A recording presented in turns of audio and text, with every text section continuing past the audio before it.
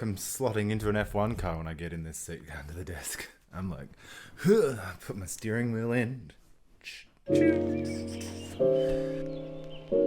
Hello and welcome to On the Same Page, a podcast in which two mates separated by oceans and hemispheres talk about books and catch each other up on life between the lines. Unfortunately, we can't get together in person, but through this podcast we hope to get on the same page.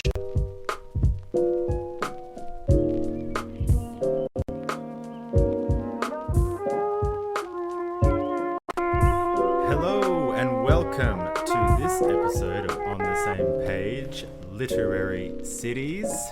I am sitting on a nice cold winter day in Berlin, and I'm joined by my trusty co-host Seamus. How are you, Shame? Very good. How are you going? Not too shabby, not too shabby. I have some, at the time of recording, Christmas chocolates to dig into. Very nice. Yeah, Not too bad at all. Nice little accompaniment to morning coffee. Exactly. Yep, I don't know. It must be. It is. What have you got on your libation station over there? Just water. Oh. Just a bottle of water. Wow, classy. Very elegant. Yeah. Is it sparkling Very still? simple. Just still, of course. I'm not that rich yet. This podcast hasn't taken off quite as quickly as I was hoping. Sparkling water tastes like TV static anyway. Yeah, fair. Yeah. Well, I was jump into Inner Shelf because I was making some slow start to the morning. Was procrastinating from writing my novel, and I was washing my hair, and then I was kind of very slowly making some breakfast and coffee, and I was thinking what my Inner Shelf was for the week, and all the while I was listening to this music, and it's music that I've probably been listening to almost non-stop for the last 2 weeks, and just over and over and over again in the background, in the foreground, while working, while on the train. So I thought I'd just talk about this music, I guess, and try and uncover what is going on. It's something I've listened to before quite a few times in my life, but for some reason, for some concatenation of reasons, sometimes you just fall into the rhythm of something, or you just understand something for the first time or in a new way. I don't know what it was about this period or this certain, combination of moods or stresses or whatever that brought some intuitive calibration with this music, and it is Bach's Goldberg variations. Oh, very nice. Are you a classical music fan or a Baroque music fan? Yeah, a bit of a fan. I like it all. Very good studying music, very good relaxing music, good cleaning music, good walking music, good life music, really, yeah. Mm-hmm. And do you have a favorite? Where do you go? What's your go-to? I don't really have a favorite, actually. I just kind of, sometimes I just literally type in, classical music playlists and just let them come to me from there. Yeah. I don't really go down a particular vein of artist. Yeah, I guess I was more the same. There's obviously I'm in Germany, so you get a lot of, and the Germans are kind of the kings of classical and Baroque music, but I never really lent one way or the other too much. And I'm not very musically minded. I can't really read music or can't play any instruments. I sing a lot to myself, mostly because you're a good singer. No one else agrees with you. Especially my partner Samira, who has, bought me singing lessons last Christmas, which I helpfully ignored. No, thank you. She's trying to help you. Yeah, she was, but the guy wasn't very good. But anyway, just online, it wasn't. Well, it wasn't you're not musically talented, but you'll judge him. Yeah. But anyway, these I guess for the first time, I really understood a piece of classical music, or I really seemed to vibe with it, or be absorbed by it properly. You know, often it's good background music for writing or for getting work done and things like that. But yeah, I mean, the Goldberg Variations, it starts with, I think it was he wrote it in like the 1740s, and it starts with one aria, I think he wrote it for a friend who was having trouble sleeping, but I don't think it would have helped because unless you've heard it like 1,000 times, it's too evocative. It's like reading Proust or something. It only goes for an hour. And I love the Glenn Gould version with the Canadian pianist. He plays these great. I don't know. He just had the emotional capacity to really play it perfectly, and it's such a journey. It goes for about an hour. There's even the '86 recording where you can hear him humming along in the background when he's playing. That's cool. But so it starts with the single aria, melodic, elemental almost, and then there's 30 variations on the theme, which kind of trace a lifetime. So it kind of gets it's kind of elemental and almost childish, and then it kind of grows and it gets more complicated. It has like crescendos in middle age, and it has grief, and it builds up, and then at the very end it repeats the aria again in that kind of T.S. Eliot, you come to the end of our journeys and know them for the first time kind of coda resonance thing. And so I thought that as I was making breakfast, that was very opposite for some of my choices today for literary cities, which touch upon memory and a life lived and this kind of stuff. And so I'll probably be coming back to it as we get to some of my choices for today. But Brilliant. That's been my obsession for the last few weeks. I just can't stop listening to it. You just kind of get drawn into it, and you can kind of tune out to it, and then you come, and then it, in the background, and I'll be proofreading for work or doing something, and then some little chord that he chooses just kind of sucks you back, and then all of a sudden you get dragged along some memory or some emotion from nowhere, and it's extremely evocative. I was like crying on the train at some point last week as I was listening to a section of it. It's incredible, and so that was my inner shelf this week. What was yours? That's lovely. Mine's similar in that it's sort of evocative of a city, but this is a bit of a tale, and I think I might have mentioned it to you before, but it was my grandma's birthday yesterday, and I was talking to her because she was born in Amsterdam, and it's a tale that I've heard before, but I guess I'm sort of getting a bit more interested in now because I'm of an age where I can properly understand it. And I want to make sure I have this sort of written down, these kind of tales before she unfortunately departs this world, because she grew up in Amsterdam when it was occupied by the Nazis, and so she was 4, 5, and 6, 7, I think, while the Nazis occupied Amsterdam. And she's got this great tale of her father. They were literally starving one winter, and he had to ride his bike across. I mean, it's not a divide in terms of country, but I guess it was the occupied land and the unoccupied. So he had to ride across the border of the occupied into the unoccupied and steal food from a farmer, and then travel back across into Amsterdam to feed his family. And he'd have to ride a bike, and he's got this little notebook, and it was stuffed with plastic he could find on the side of the streets, or he made a wooden tire. But him and a friend used to do it, and when they were crossing back into Amsterdam, they actually got caught by Nazis once, and the Nazis were questioning them and saying, what are you doing? Why are you trying to get back in? And basically they thought they were going to die, because that's sort of just what happened. And the friend noticed that the Nazi kept touching his face, and he had a toothache, and he happened to be a dentist. So he fixed his tooth up right then and there, got rid of his toothache, and the Nazis let him go on their way. Wow. The pure chance of a toothache on a particular chance of a day. Toothache with a dentist. Yeah. Wow. I mean, those stories of chance and whim and just, I don't know, capricious death in occupied Nazi territory. Good Lord. I mean, yeah, I guess that's most in my, I mean, maybe this is not a very medically erudite view, but I feel like a lot of people who become dentists just do so for the cash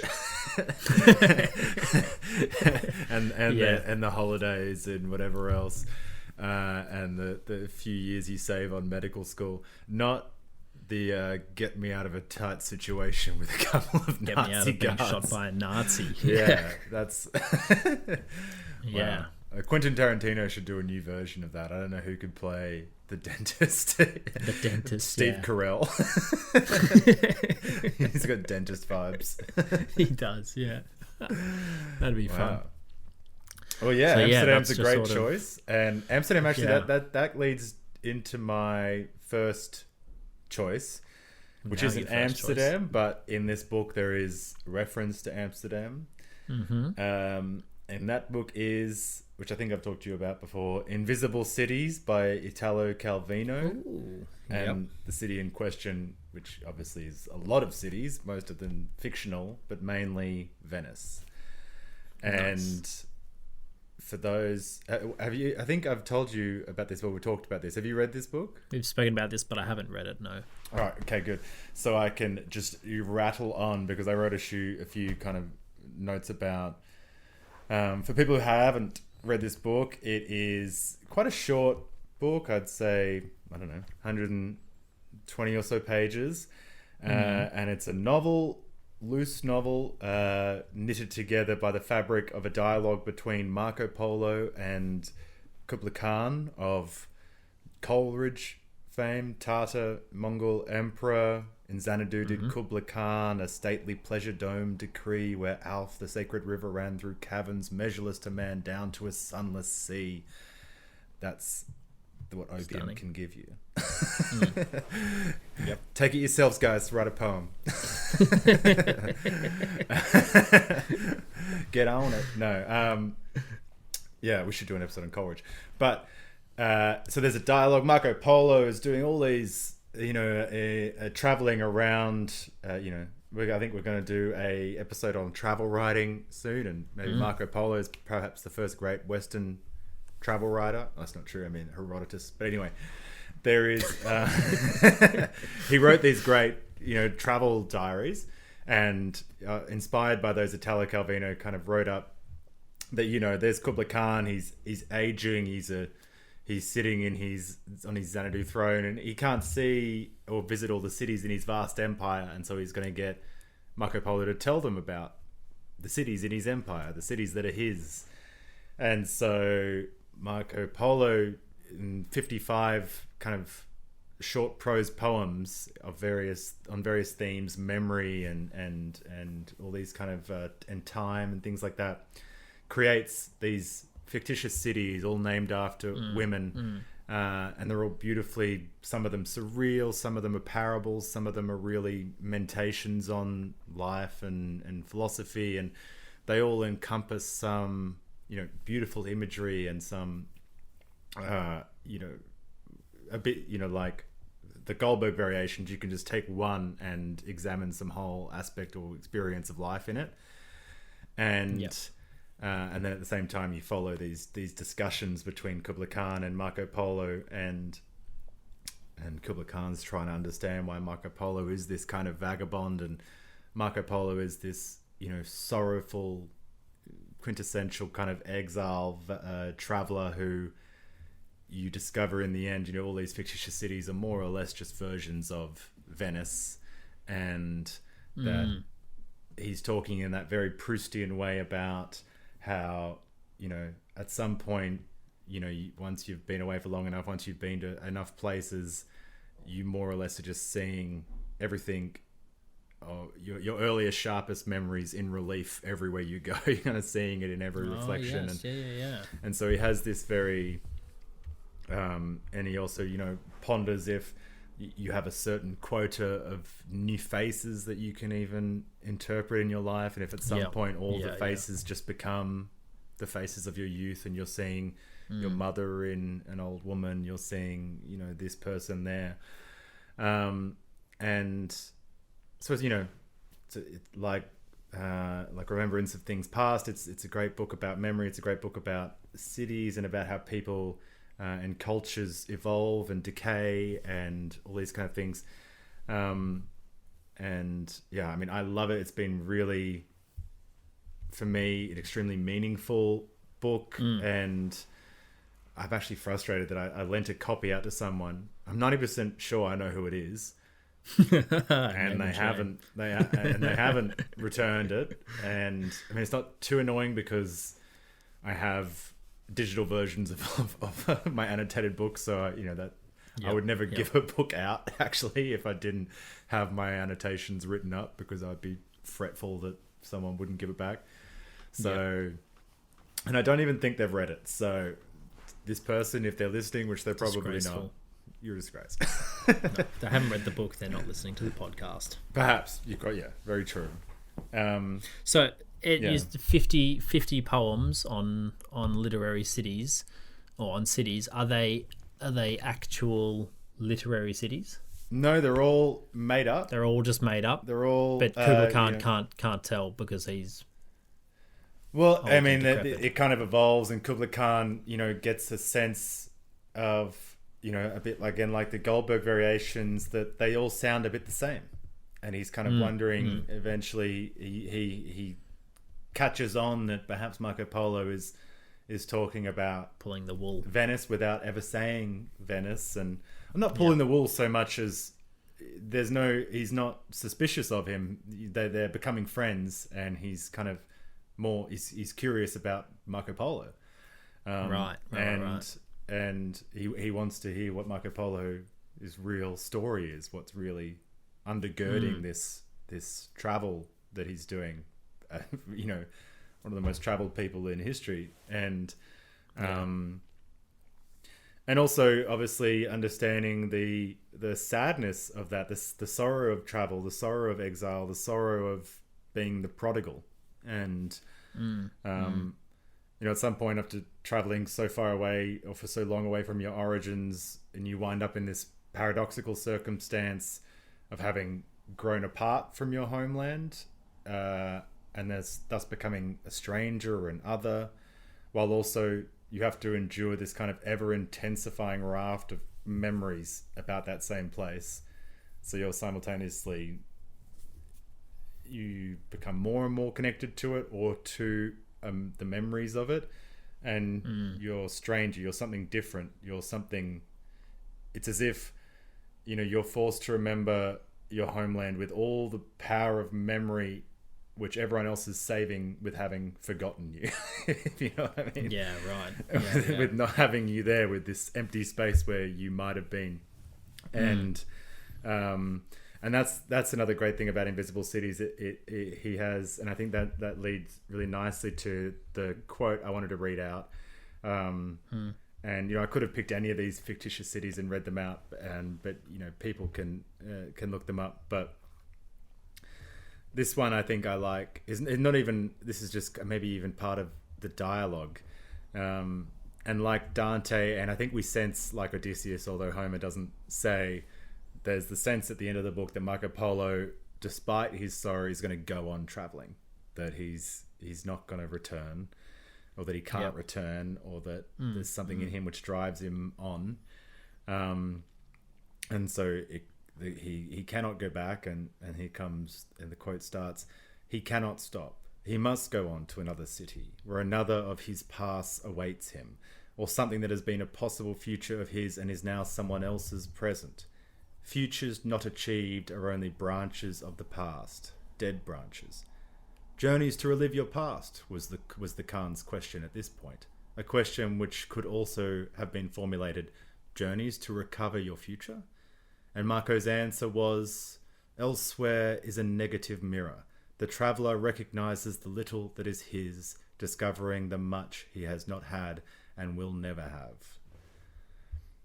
So this is evocative of a lot of the kind of feeling in Marco Polo's longing, which is really evocative, and the power which drives all these imaginative cities which he's conjuring, which all have, obviously an impression of Venice somewhere inside them, and then exploded out into little prose poems which could be entire fantasy novels in themselves, created worlds. Yeah. And it also has a really mathematical order. I mean, you could also just jump in and pick one out at a time and just read it as a prose poem. But there is a very mathematical order and a symmetry and a pattern which Calvino and his whole group of Italian writers at the time, were incorporating into their experimental fiction and things like that. So it also pays to read chronologically.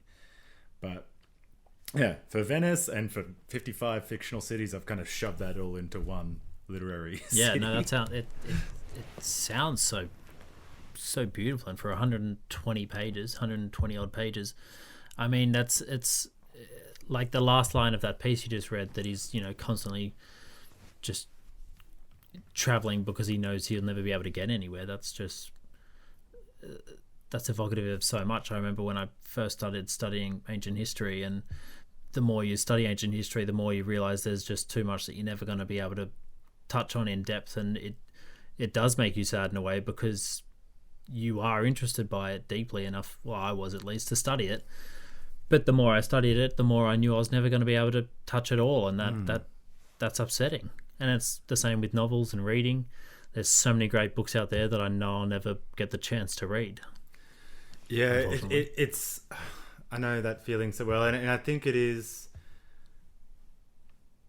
I don't mean to this in like a harsh way, but it seems as if you're not entirely happy with the kind of blissful, ignorant life, then, and you start to kind of read or travel or explore, some inner depth in some creative way, if you dare to, discover, then you're immediately faced by infinity. You're trapped in this net of infinity, and your only option is just to keep going through it, even though it never ends. You just have to keep going.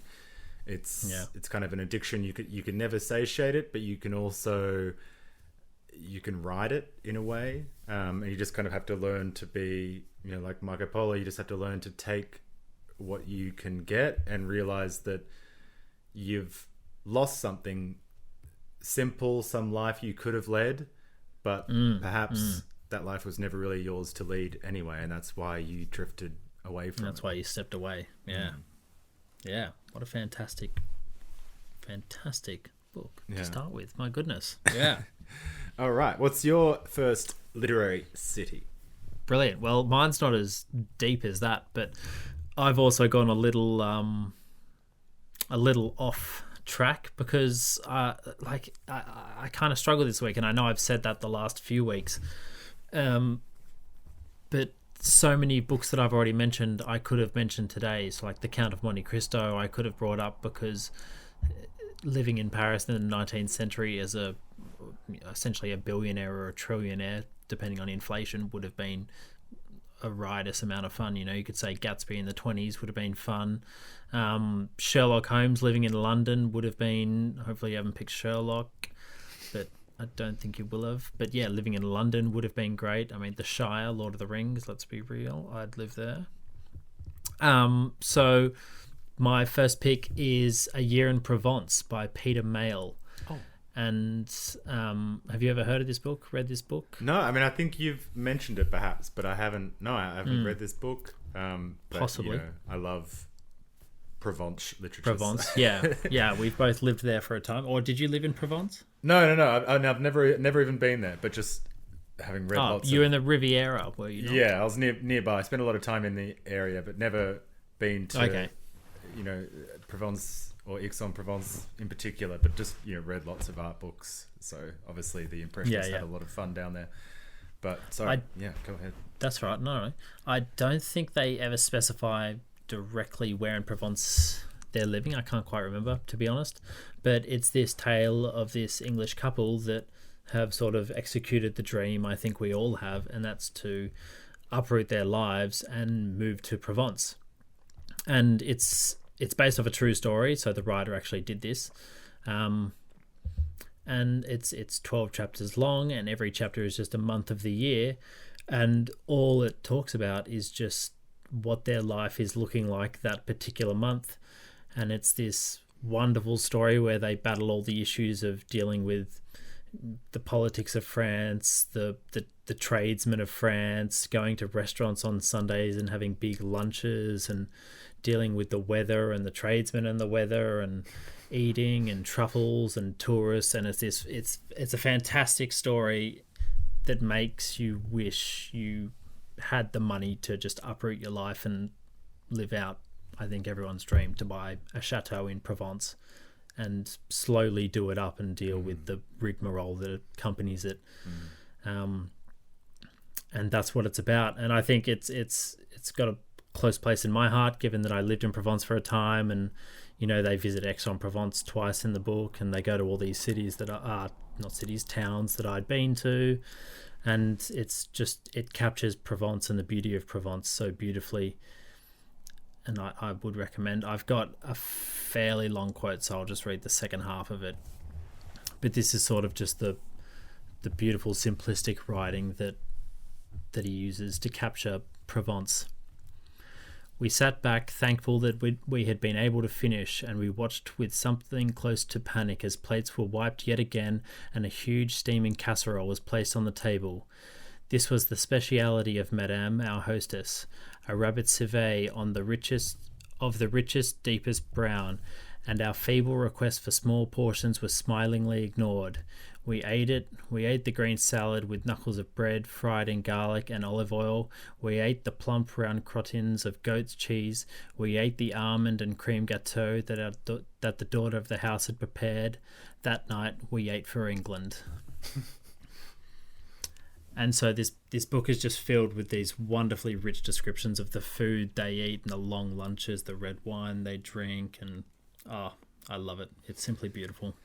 Yeah, I mean, I love that idea, and you know, I know that if I had been a Roman emperor, I would have been one of the worst because I just would have been absolutely and gone so hard on the feasting. One of the fattest, one of the worst. Yeah, I mean, I would not one of the. I mean, I would have had a good, I wouldn't have been cruelly vicious, but just one of the most. Just would have been a gluttonous. Yeah, exactly, given into gluttony and into decadence and all these things. And you know, that's the great thing, especially French, Southern French culture and cooking, is that it's decadent, but it's also simple, and it's almost quotidian, and it's not kind of sickly over the top. And I mean, what about this book? Does it have? I know you're a much more practical man than I. If they're doing up a chateau and things like that, does it follow practical problems and overcoming, or is it just kind of the celebratory we did it? Like, I think he talks about some of the issues in dealing with French tradesmen, and they need to move the dining table from outside to inside, but it's too big to move, so they have to wait 2 days for the tradesman's cousin to come, but he doesn't come for 3 weeks, and then all of a sudden it's raining, and it's got this lazy sort of sensuality to it, in that they just operate on their own time, and these poor English couple just want their house, and they want their dining table in their dining room, but they sound very poor. Yeah, they sound very poor, but they're just bound to like the French lifestyle. Like, they realize sort of you can have as much money in the world, but the French just sort of operate on their own time, and if the cousin's not there, the cousin's not there, so the table just sits outside. Too bad. Put a cover on it, guys. There's no rush. Yeah, plastic tarp, and you'll be fine.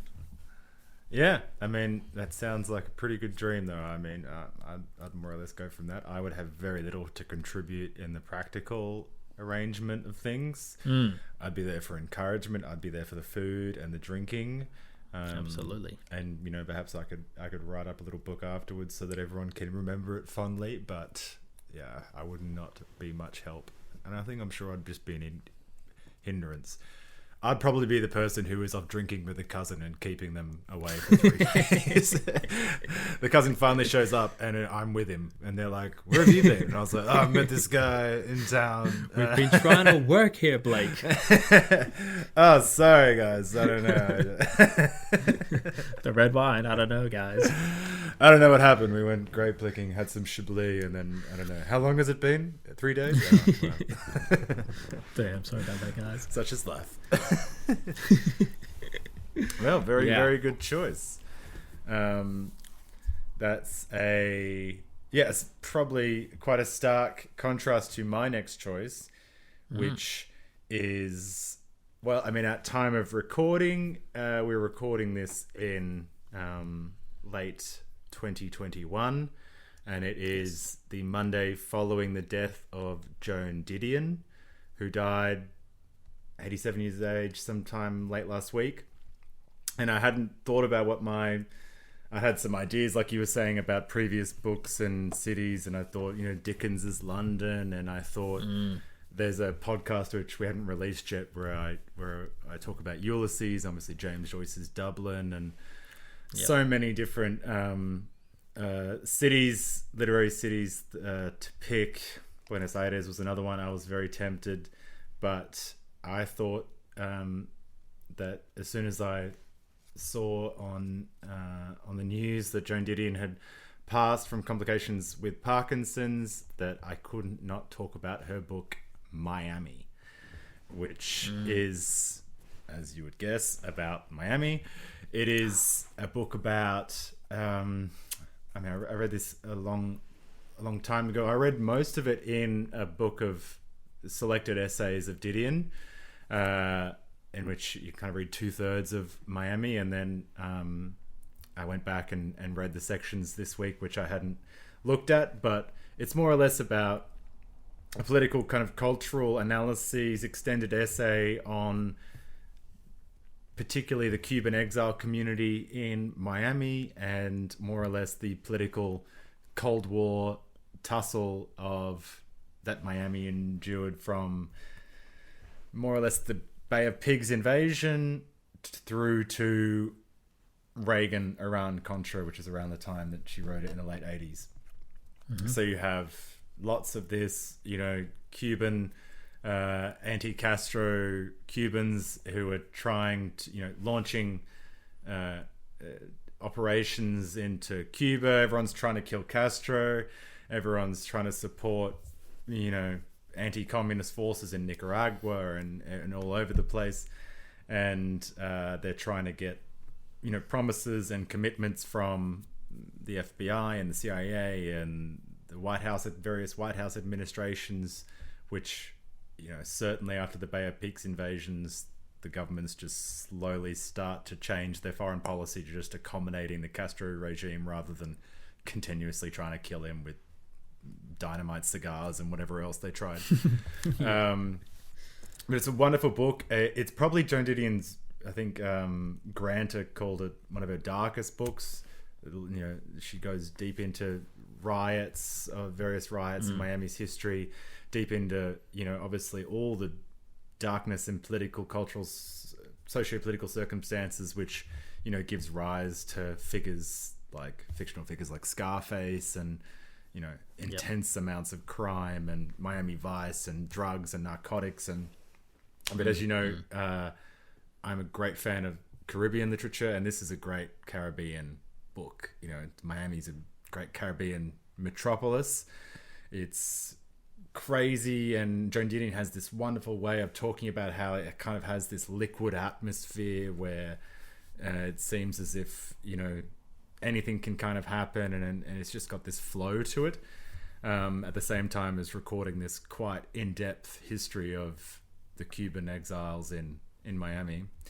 And I was reading a section of Zadie Smith wrote an obituary in the New Yorker talking about Didion, and I think when you look across everyone who ever talks about Didion, they describe her at the level of the sentence as just being this martyr level of sentence. And whenever you read her, you kind of read a sentence of Didion, you're kind of shocked about how she's managed to balance it. Her descriptions are never arbitrary, and she seems to,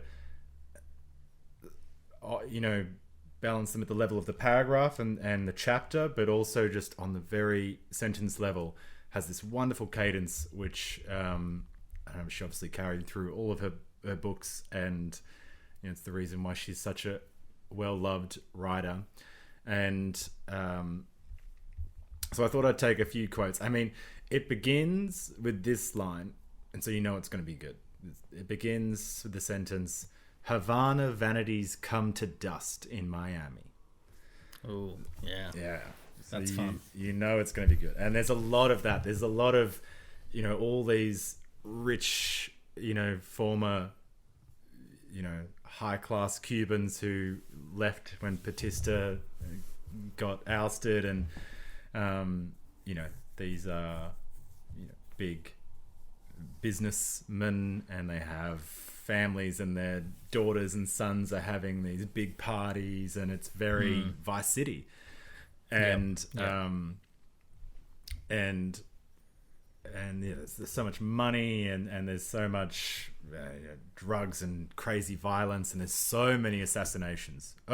It's just the history of assassinations in Miami is incredible, because there's so many, not just the connection between the Cubans and the JFK assassination. You don't have to get into that, but there's a lot of, obviously JFK conspiracy theories, but just every other Cuban, some people who are, obviously anti-Castro, but not anti-Castro in the right way, or they're not anti-communism, they're just anti-Castro, and various cliques that pop up, and then relations with other communities and crime, and all up and down the East Coast and stuff. So, there's just so much going on. And let me grab a quote. What was a good quote? Oh yeah, this is a good one. I don't know if you've ever seen... have you ever been to Miami? No. Me either. No. I mean, that's why I didn't think of this book to pick it in the first place. But when Didion died, I was like, this is a great book. But if you might have seen on Vice City, or just from if you've ever seen something about Miami, there's this architectonica, I think it's called the Atlantis, this kind of big like toaster-shaped glass building, and in the middle of the building it's got a hollowed out cube, like just there's a square of the building missing. And and inside is like a big palm tree and like a red spiral staircase, and it's peak 80s extravagant architecture, and it's always it's on the, if you watch Miami Vice, it's the background of when the Miami Vice sign comes up for the when the show is about to start. And so she references that in this, just so anyone listening. But here's Joan Didion. A certain liquidity suffused everything about the place. Causeways and bridges and even Brickell Avenue did not stay put, but rose and fell, allowing the masts of ships to glide among the marble and glass facades of the unleased office buildings. The buildings themselves seemed to swim free against the sky. There had grown up in Miami during the recent money years an architecture which appeared to have slipped its moorings, a not inappropriate style for a terrain with only a provisional claim on being land at all. Surfaces were reflective, opalescent, angles were oblique, intersecting to disorientating effect. The Architectonica office, which produced the celebrated glass condominium on Brickell Avenue with the 50-foot cube cut from its centre, the frequently photographed sky patio, in which there floated a palm tree, a jacuzzi, and a lipstick red spiral staircase, accompanied its elevations with crayon sketches, all moons and starry skies and airborne maidens, as in Chagall. And so that's the kind of descriptions you get alongside a political history of assassinations and how money in Miami came about, and how, different sections of South Florida history occurred, and how this unique kind of Caribbean mess within the South, happened in this random metropolis. Does it make you want to travel there, or is it a bit too like shit? This is hectic. No, it did actually, and it did when I remember first reading the book, my only real knowledge of Miami was from the show Miami Ink. If you ever watched that tattoo show. Yes. Which is, very much plays off Miami tropes of, lowrider cars and Miami Beach and thongs and, the Rio de Janeiro of the Northern Hemisphere.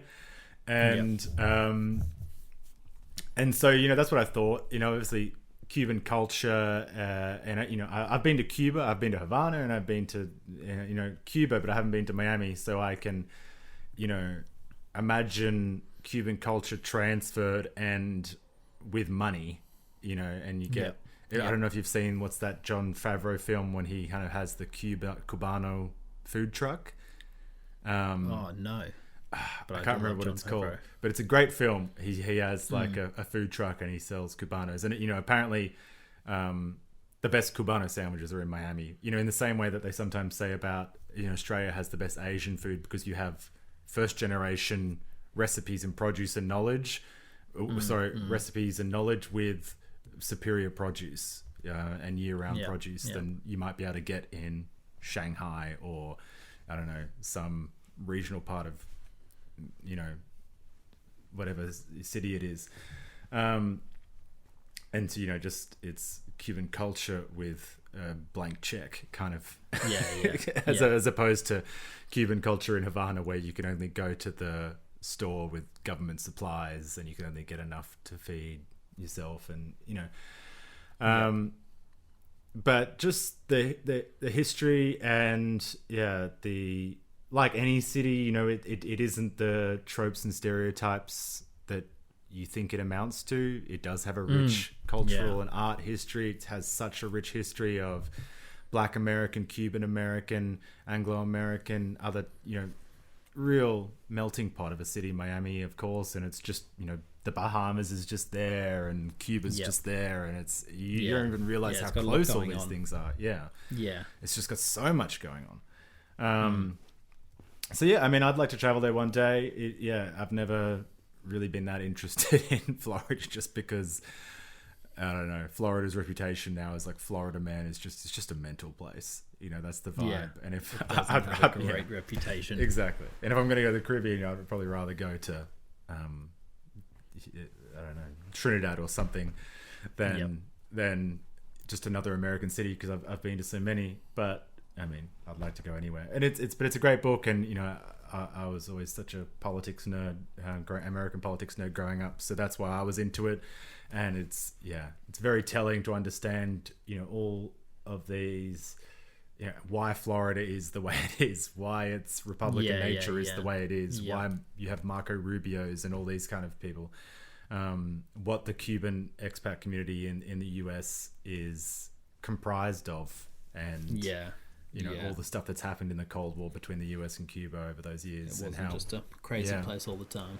No, but great, great book, and probably not one that Didion's remembered for that much. Everyone remembers the essay collections, the White Album, and Slouching Towards Bethlehem. But Miami's also great, and you can tell from those descriptions that she has this wonderful way of balancing these amazing tropical descriptions and this understanding of, I don't know, the tropical impact on politics and all this kind of stuff with the larger story of the Cold War. It's great. Love it. Good stuff. No, that sounds really interesting, actually. All right. Well, what is... maybe if you haven't decided on your next one, you could do like a collage. I don't mind if you do Count of Monte Cristo or something like that. I could hear you talk about that forever. I've got two. One of them was Dubliners, James Joyce, which I loved. But the one I was going to do is a book I am currently reading. So I haven't finished it, so I could all live to regret everything I'm about to say. But I was about to say Jamaica again, Kate. Hanya Yanagihara, A Little Life. Oh, okay. Well, this can work well. Okay. Because I know you've read this book, and I know you've also been to New York, but I'm loving her description and depictions of New York. I really feel like I'm there with the characters on the corner of the streets, in the tiny bustling apartments, living this struggle of a life so far. I'm only, maybe 150, 200 pages in. But yeah, I think she's, from everything that I've heard about New York, I think so far she's nailing it. I mean, it's tough to say with authority because I haven't been to New York, but judging from what I've heard, what I've read, what I've seen, she seems to be capturing it pretty well. I mean, you could probably attest to this a bit better than I could. Do you have any initial thoughts? Yeah, I mean, this is also great because my next choice is New York orientated as well. But yeah, I mean, there is, I think, various New Yorks that Yanagihara depicts in A Little Life. And I think where you're at, I think you must be probably around the period where they're all living together in this apartment in East Village or something down there. Lisbon Yard Street. Right. That's just what the first chapter's called, or the first section. Yeah. And then that's a particular section. They've got the rooftop and they're getting locked out, and I'm just things are coming back to me now. Yeah, and for those who don't know, A Little Life was shortlisted for the Booker a couple of years ago. It's quite a recent book. Very quite a long book. 800, 900 pages. I think it's 800, 900 pages. Yeah.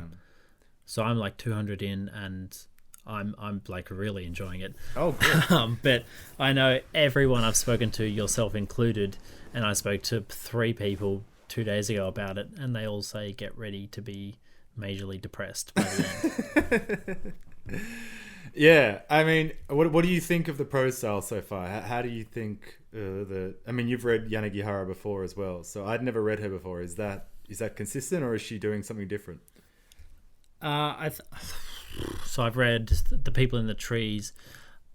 I didn't pay too much attention to her prose style in The People in the Trees because in the beginning of that book I was just incredibly bored by the storyline, that I felt a bit disconnected from it. It sort of starts off as this, it's like an English or an American sort of troop going into the jungle to look for a lost tribe, and it seems sort of a bit typical of just a colonist story of just, Tarzan kind of thing, going into the jungle and looking for this lost tribe. And so I sort of didn't pay much attention, to be quite honest. But then it does get very, very dark, and then it continues to grow and become a much darker tale of abuse, and you are quite depressed by the end of that story. So if that's anything to go by, I'm probably a bit more prepared, strapped in and ready for this time. But yeah, I'm loving her writing style. I think it's super simple but super clean. She's just capturing people really well, and people's hopes and dreams in New York. She's got this one quote. Where did I put it? New York was populated by the ambitious. It was often the only thing that everyone here had in common. Yeah, I love that line too. And yeah, that just, from the outside, that just seems to be what New York is. It's this city of hopeful people. But then she has this time explaining about this quite early in the story. One of the boys, I haven't quite got around all their names and nicknames yet, but he works in a restaurant, and the restaurant is, all the other workers there are aspiring actors such as himself, or failed actors that have turned into professional waiters. And she has this long section of these failed actors that have transitioned into professional servers, and when do you know when to give up a dream, and how do you know when you've sort of got to the end of that path, that you're now on this new path of being a professional waiter. And I think that's such a tough thing to know, as two aspiring writers. It's a tough thing to know, and it's a tough thing to accept. But I think she's addressing these sort of big issues because it's their whole life, and she does it quite well and quite simply. So, I think she does it quite well as well. And that's something I can I mean, I also, I don't think you have to, just like Miami, one of the great thing about the topic literary cities are about, the writers, the city is such a literary device, is that you can travel to these places in books and you can experience, like you said, that experience. I think it's the character Willem, is it? He's an aspiring actor. I worked at a restaurant on Park Avenue South and East 26th Street, and very nice restaurant, kind of celebrity chef, kind of rustic California, lots of, the Clintons are coming in, very nice place and stuff. But yeah, I think I was probably one of the only people who worked there who wasn't an aspiring actor. And people are kind of, or an artist of some kind, or, and then you have the older staff who, because it is a decent restaurant and consistent pay, it has pulled tips, which is a thing which is coming into New York these days. Instead of just normal, you get tipped for what you do. And so you kind of get guaranteed, you don't have to be, I think I saw a recent article about, like beauty bias since mask mandates have come in, and that, beautiful people, their tips have flattened out compared to non-pretty people. Yep. And so obviously in New York, there's some really sought after restaurants and places which are known amongst the hospitality community. It's like, oh, if you can get that job, you can work a shift and walk out with 600 cash, 800 cash, 1500 cash just on a night. And, this is the kind of money which allows people to take, quit to have goes to get to auditions. And the amount of times I covered people's shifts for, I have an audition, I've got this art show coming up, or I have to go to this thing. People knew that because I was just a writer, that I was more or less available to cover everyone's shifts. And so I was also really popular for that point. Everyone's like, Blake, like, I love you. Can you cover this shift? And I, happy to. But that's it. And then people have to face this dilemma of, things aren't cracking on at the pace they thought. People, take off-Broadway gigs. People take musical gigs. People take gigs in traveling shows where, they're in a West Side Story production that's traveling around the rural South, or they're working on cruise ships as part of the performing crew. That was a very common thing for people to take, a couple of months off to do. People just, and everyone in New York is doing 3 or 4 things. It's no one is just, until you get to that point of, and there's, a lot of very nice people I worked with and stuff who, are in their 40s and even in their 50s and stuff, and they are professional waiters and servers. They take it seriously. They're good at it. They, you really have to know the menu, but they take pride in it. They take pride in the history of the restaurant, in the chefs. They spend their free time going to other restaurants, and that becomes their experience of New York. They're in the hospitality trade. And, other people, they, staying in the job because they have a rent-controlled apartment, which they've had since the 80s, and no one in New York would ever in their right mind leave a rent-controlled apartment, even though it means they can't travel, even though it means they can't live in other cities or explore the world or whatever. They just kind of get trapped in New York because they have a relatively cheap apartment. And in New York, that is the dream. Just so you can keep living in New York and keep doing the same thing, and keep this dream alive, even if the dream eventually becomes for a lot of people to just live in New York, to keep living in New York, because New York sort of becomes you. The grind sort of becomes you. And just surviving New York, being a survivor in New York is a source of pride for a lot of people. It becomes a kind of a badge of honor. If you're an old person in New York, you're a survivor. You've seen some shit. You've suffered some shit. Survived a life in New York. Yeah, you've gone through some shit, and it's very like, by the time anyone gets to the age of 50, 60, 70 in New York, everyone is a Fran Lebowitz. Everyone is a kind of hard, hard nut who knows what the city's about and just has Yep. story after story after story, and can say this used to be that used to be that, now this is that, back in my day, back in this day. Everyone has their 70s, their 80s, their 90s heydays of New York. And in A Little Life, she captures that grind really well. And then there's also, there's the Jude character. There's people who are in New York in the midtown and in the downtown setups. There are people who are, just in business. There are people who are being lawyers. There are people who are in finance, and they're just kind of on money tracks. But I think A Little Life does that really well. And that links to maybe my last choice, which I won't go into too much because we've talked about it already, but I was going to just talk about James Baldwin's New York.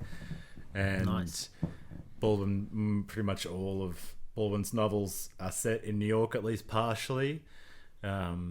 Even Giovanni's Room, which is largely set in France, has an early flashback to a love affair in New York.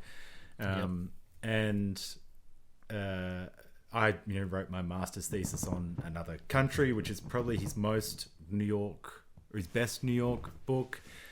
And it,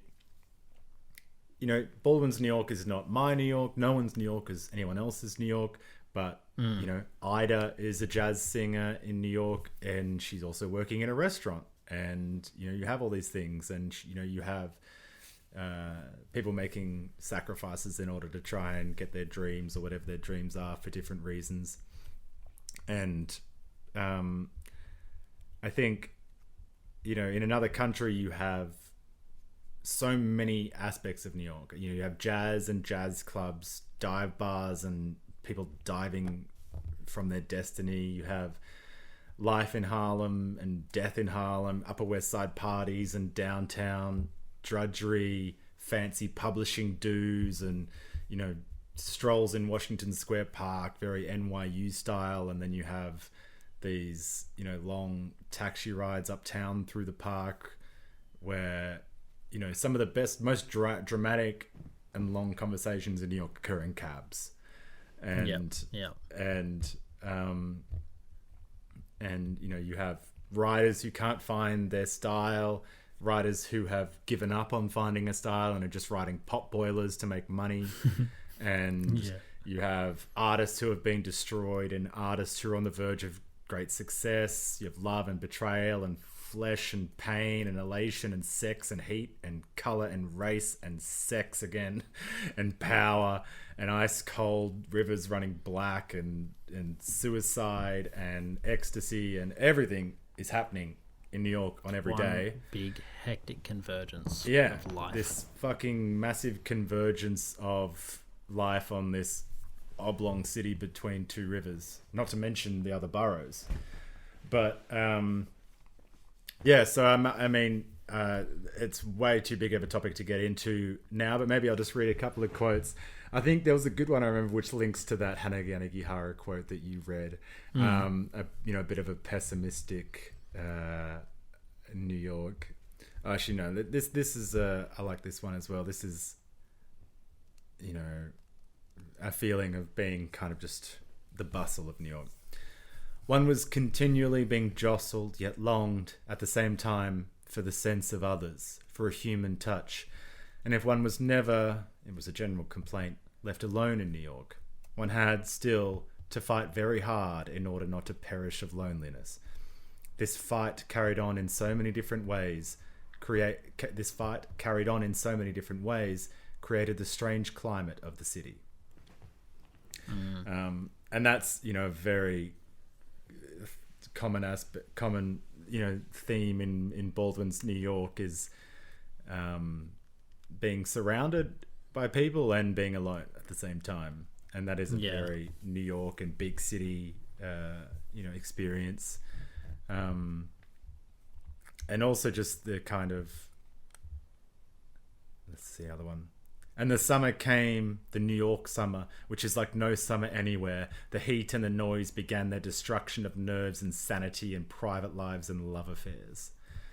I love that one because summer in New York is just a fucking like weird, intense, blazing experience where it just becomes so hot. Everyone escapes the city if they can, and if you can't escape the city, you're trapped in this kind of sweat box. Yeah, and the heat gets trapped in the concrete and it reflects everywhere and against the steel, and it's just this blaze and people are running about and there's kind of just suddenly no rules, and it's like the whole city's an orgy for for those months. And you can kind of go anywhere, do anything, wear anything. It becomes this sort of, I don't know, fashion show in a sauna type thing. And it really has this vibe of I don't know, breathlessness and heat stroke. And I don't know. It's wonderful. Let me see if I can maybe find one last. Oh yeah, here it is. It's not from another country. This is a quote from No Name in the Street. So this is an essay, a Baldwin essay. And I began to see New York in a different way, seeing beneath the formlessness, in the detail of a cornice, the shape of a window, the movement of stone steps. Stoop, say the Dutch, and we say stoop. Beneath the nearly invincible and despairing noise, the sound of many tongues, all struggling for dominance. Since I was here to stay, I had to examine it, learn it all over again, and try to find out if I had ever loved it. But the question contained, or so I suspected, its own melancholy answer. If I had ever loved New York, that love had, literally, been beaten out of me. If I had ever loved it, my life could never have depended on so long an absence and so deep a divorce. If I had ever loved it, I would have been glad, not frightened, to be back in my hometown. No, I didn't love it, at least not anymore. But I was going to have to survive it. In order to survive it, I would have to watch it. Yeah, that's so nice. I mean, after I'd read the sort of the restaurant scene, I wrote down this little note that says, "The city that sleeps eventually beats you down until you accept you are something that you never thought or wanted to be." And that sort of was similar. That was just my sort of fleeting passing impression upon what it must be like to live in this city of just bustling life all day, all trying to succeed, and what that would do to you and how you'd live in that. And like you said, you're surrounded by people but completely alone sometimes, and like it makes me kind of want to go there and travel there, but also almost scared to go there because you'd be surrounded by so much success on one side, but you'd be surrounded by so much failure as well on the other side, which I don't know, is like, did you get that sense while you were there? Oh, definitely. I mean, New York was suffering and ecstasy for me, certainly, which is, why I truck so strongly with Baldwin's New York and lots of other people's New York. I definitely had, I didn't certainly get the ecstasy of achieving my ambitions or anything like that. But I certainly had, ecstatic. I certainly have a love of New York still, and a love of the idea of New York. Those two loves are probably meshed in a weird coitus. Yep. But I also still have maybe even a slight fear of New York, a slight hesitation of, if I was going to move back there, I don't know if I could go back there unless I came back as a conqueror, if you know what I mean. Yeah. If you can come into New York and you're killing it and you can get your own apartment and you've got career and everything going for you, then New York, it's like anything. It's like you've got to, if you're sinking in the water, your boat's heavy at the back and you've got to put as much torque in the engine to try and get it up to the point where it's aquaplaning, and then it's smooth sailing from there on. But to get up that speed in New York is so difficult because you're fighting with everyone else, and it's, I think Baldwin, says somewhere that nothing is so expensive as being poor. And, you really know that in a place like New York where it's so money orientated. And if you have money, it's Xanadu. And if you don't have money, it's, it's you're trapped in a maze, a labyrinth designed to keep you in the maze. Yeah. But yeah, so I guess, you know, it has all those aspects, and but it is a great literary city, and lots of great writers live there, and you know, lots of people. It does attract so many tourists, and obviously tourists are kind of the bane of New Yorkers' existence a lot of the time. People who just kind of stop in the middle of the street and look at buildings and shit, and you're like, yo, there are buildings everywhere, I don't have time for this, fuck out the way. Like, you want to stop on the fucking streets, like, go to Indianapolis. You know, Yep. and New Yorkers are very annoyed about that, because you quickly learn once you get there. You know, there's a great E.B. White essay called Here is New York, where it's, you know, if you move to New York, rather than being a tourist there, you know, you either become a New Yorker in 5 minutes, or you never become a New Yorker. And then there's kind of, you know, lots of these romantic ideas, once a New Yorker, always a New Yorker, all these kind of things. But you do become subsumed into the city and get to know how, you know, the kind of traits that you have to accentuate in order to survive, and you slip into New York life. And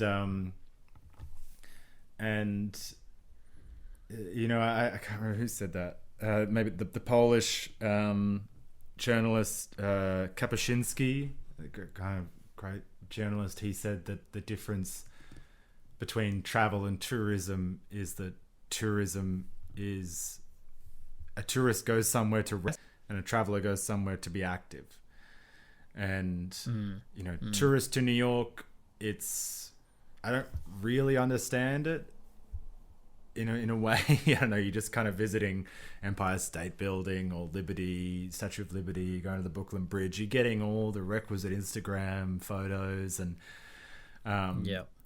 but you know, it's a kind of bizarre movie New York that you're getting. It's not the New York of day in, day out, or the New York of the people who live there, who are kind of, like you said, there to be ambitious, there to be surviving, which is not to say that, like you said, there aren't people and good friends of mine who aren't just happy to be New Yorkers and work in bars and live their lives. You know, again, unlike a lot of people, Americans generally don't leave America, and they're, you know, once you're trapped with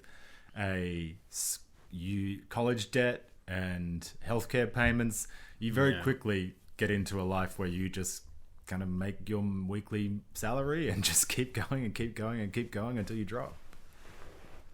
And I also read the other day that, and I spoke to an American woman a while ago, but they don't get, well, a lot of them don't get holidays as well, so they don't even get the opportunity to get out if they wanted to. But I'm looking forward to hearing what you think about the rest of A Little Life. I think we'll do an episode on it. Perhaps we can talk about it then. But yeah, it's a slog.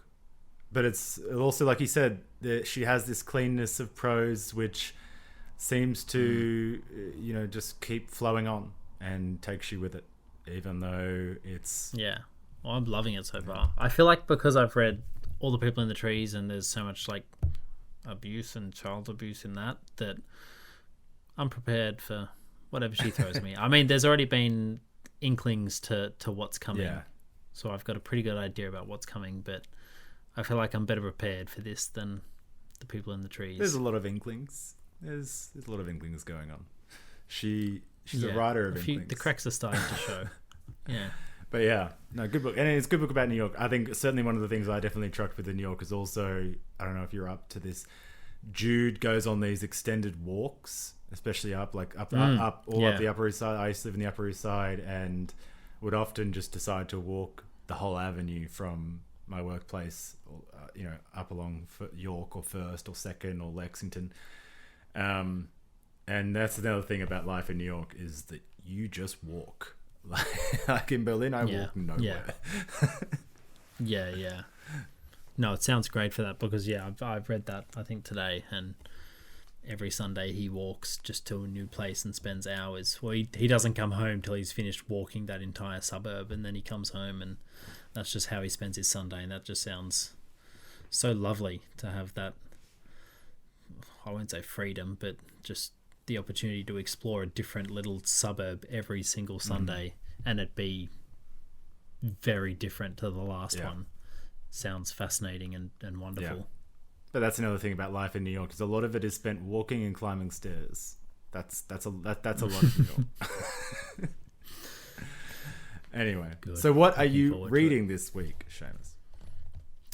Well, I am reading Hanya Yanagihara's A Little Life, but a book I just finished reading is Nella Larsen's Passing. Oh, right. Yes.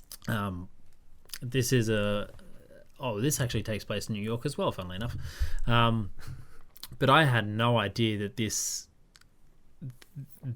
was a thing. It's about black people that pass as white people, and it's written, I think it's set in the mid to late 1920s, and it's about a black woman who's passing as a white and her racist husband who does not like black people, but he of course doesn't know that his wife is a black person. And this black woman meets up with an old school friend who has not passed, as they say, and it's their sort of rekindling of their relationship, and they talk about different sort of sacrifices they've made. You know, obviously one of them has sacrificed their entire race in pursuit of love, and the other has not sacrificed their entire race in pursuit of love. She's just married a fellow black person. So it's this very, very interesting tale, because I did not know this was a thing that actually happened, that was accepted and was something that they felt they had to do, I guess, to fit in, which is, I mean, just incredibly dark and depressing to think about, that black women would forego their race in pursuit of love and acceptance with the white culture, which is scary to think about, but it happened and they wrote about it, and it's a fantastic book. I will say, if you want to read it, there is a lot of the N-words used, so fair warning for that. Yeah, bit of a warning there. I mean, I haven't read this book, but I do. There is a film coming out, I believe. I've seen the trailer. Yes, I think it's coming out very this soon. year. Perhaps, yeah. Looks very interesting, and yeah, I mean, this book I think has been causing quite a stir in the last few years. Passing as white has a very long history in America, and in American fiction as well, and in African American fiction. Not just for women, but also for men. And, you know, there's so much which goes into it, into the powdering, into the hair straightening, into the gels and the talc and all the kind of things that people would use to try and get to pass as white in order to get this smaller slice of ease in their life, or to get into a college, or to get a job, or to get, you know, just the simplest thing, and to sacrifice, or seemingly sacrifice, you know, large sections of their identity, or, you know, or to completely leave family behind, which happened a lot.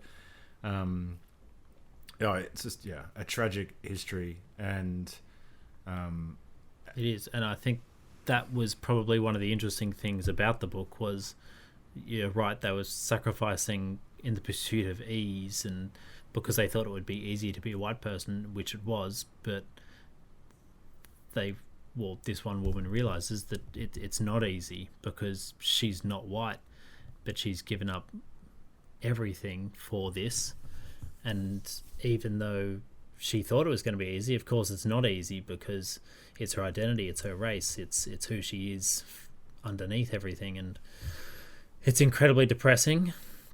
I won't say any more because I don't want to spoil it. But I mean, it also happens. What was her name? It happens a lot the other way, where people pass as black, and in the American sense of black, and who's that woman? Someone in the Northwest, and she even ran like a black African American group, and she had, you know, tanned her skin and curled her hair, and she was literally basically Swedish looking in her childhood photos.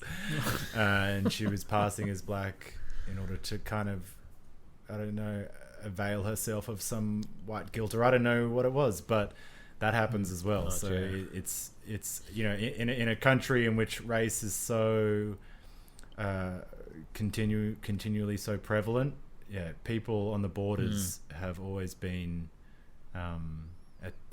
there's always been a kind of permeance there. Oh god.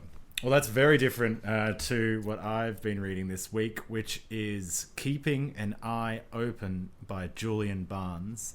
It's just a collection of Julian Barnes' art essays. Have you read this? I have. I've got the copy, and I've read, I think, 4 or 5 of them. Yeah, I've only read a couple. I read the Delacroix one, the Cézanne one. I read that one. Yeah, they're really good. You know, Barnes is such a great writer, and I love writing when Barnes is talking about art. Flaubert's Parrot, I think, was the first Barnes book that I ever read, where he's talking about the kind of the continuous presence of parrots in Flaubert's work, and this portrait of a parrot as well. And but yeah, it's a great book of art essays. They're really well researched. Barnes has a great way of speaking about them, and a great confidence in speaking about them. And of course, most of it is French, and he's a great Francophile as well. So he has a long, he has a great way of including in all of his art essays references and tracings of how 19th century literature, Stendhal and Flaubert and all these people intersected with the various artists, and how things grew and evolved and played together, which is, really interesting to me. But yeah, if you have, they're fantastic. Which ones essays, can you remember which ones stuck out to you? Because I've only read probably 3. I've read the Delacroix one.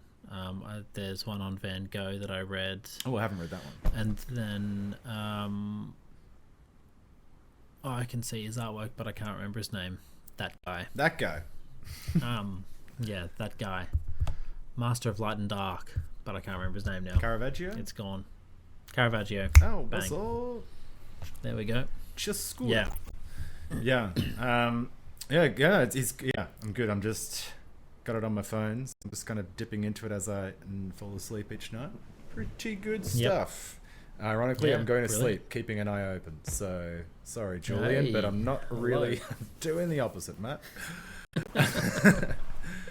How good. That was another episode of On the Same Page. I feel like we did end on the same page there. New York and keeping an eye open. New York and keeping an eye open, yeah. Some good Thanks for tuning in, guys. Episode 10 in the bank. Keep listening. Yeah. Thanks, guys. Send in your emails. Chat to us. Looking forward to do some of the topics that people suggest. If you don't, we'll continue doing what we like. So deal with it. Yeah, so joke's on you. All right. Toodles.